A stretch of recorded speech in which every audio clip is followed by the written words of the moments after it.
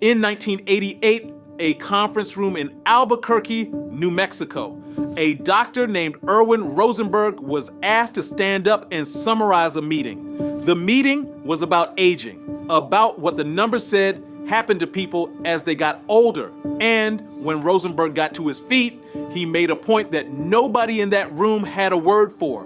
He said that of everything that declines as a man ages, his hearing, his lungs, his kidneys, nothing declines as dramatically as the amount of muscle he's carrying. And he said that as long as it didn't have a name, nobody would take it seriously. Nobody would fund it. Nobody would look for it. So he gave it one from the Greek. Sarx, meaning flesh. Penia, meaning poverty. Sarcopenia, the poverty of flesh. And here's what I want you to understand about that moment. Rosenberg wasn't describing something rare.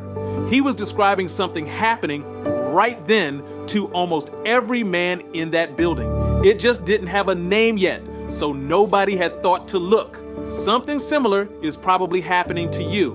Now, if you're over 40, you already know something has changed. The weight you used to move doesn't move the same way. You get up off the floor differently. You don't quite trust yourself on a ladder anymore, and you couldn't say exactly when that started. And the story you've probably told yourself about it is that you got lazy, that you stopped trying, that somewhere in your 30s you took your foot off the gas, and this is the bill. I want to take that away from you because it isn't true. And the reason it isn't true is buried in a number most men have never heard. After 30, you lose somewhere between 3 and 8% of your muscle mass every decade. That's the number that gets quoted. But it's the wrong number to be frightened of, because when researchers measure size and strength in the same men, strength goes 2 to 5 times faster than size does. Read that again. 2 to 5 times faster, which means the mirror is lying to you. You can look more or less like you looked 5 years ago and be meaningfully weaker. The size is a slow leak. The strength is a fast one. And it's the strength, not the size, that turns out to predict whether a man ends up disabled or dependent or dead. So what's actually going on? 2 things, and neither of them is that you got lazy. The first is that the signal stopped landing. When you eat protein, your body is supposed to read that as an instruction. Amino acids arrive, the muscle receives the message, and it starts building. In a young man, that system is loud and responsive. Food goes in, the signal fires, muscle gets made. As you age, that same meal produces a quieter response. The protein is there, the instruction is sent, the muscle just doesn't hear it as clearly.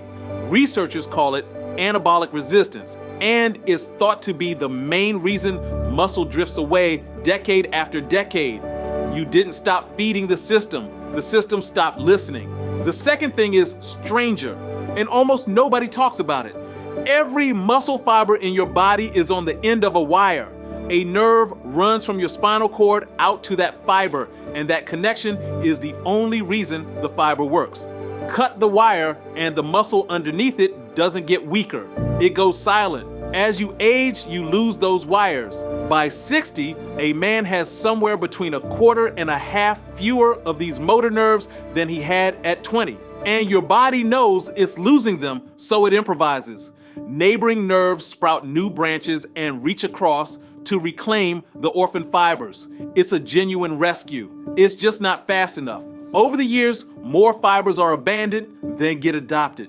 And here's the part that explains everything you've noticed. The wires that go first are the fast ones, the nerves feeding your fast twitch fibers, the explosive ones, the ones you use to catch yourself when you stumble, to sprint, to lift something heavy off the ground quickly.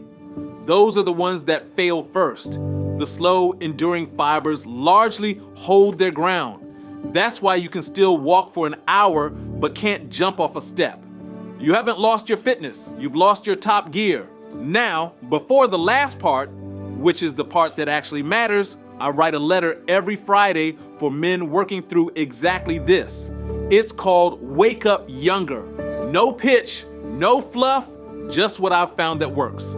It's free at givegoodwood.com/wakeup. Because here's what changes everything. In one study, researchers took men over 70 and looked directly at their muscle fibers.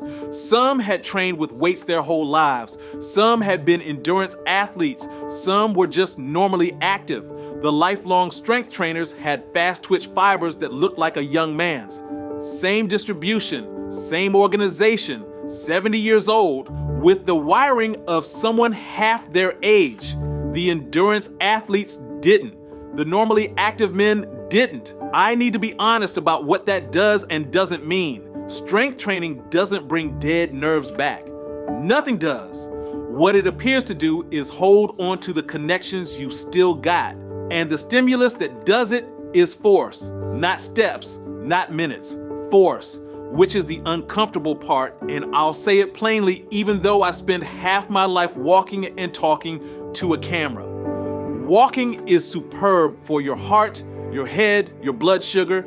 It is not what holds your muscle. Nothing that doesn't demand real force from you will do that job. So the decline is real. The mechanism is real. But the thing driving it isn't your character. It's a wiring problem. And wiring responds to load. Rosenberg named it in 1988 because he thought a thing without a name gets ignored. He was right about that. And an entire industry noticed, one that figured out how to sell men the wrong half of this story for a very large amount of money. That's the next one.